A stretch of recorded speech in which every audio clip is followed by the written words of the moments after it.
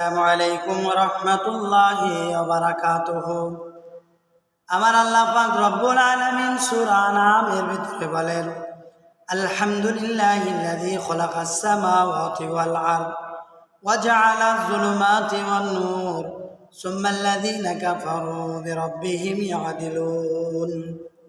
সমস্ত প্রশংসা আল্লাহর জন্য, যিনি আকাশ ও পৃথিবী সৃষ্টি করিয়াছেন।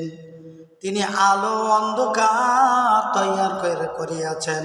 তারপরে কাফেরগণ স্ত্রী ও প্রভুর প্রতিদ্বন্দ্বিতা করাই।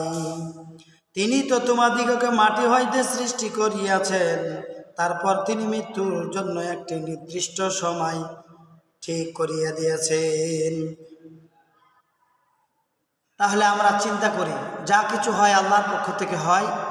হায়াত, মওত, রিজিক, দৌলাত সমস্ত কিছু আল্লাহ মালিক। সূরা আনামের এই তাফসিরে আল্লাহ পাক রব্বুল আলামিন বলেছেন।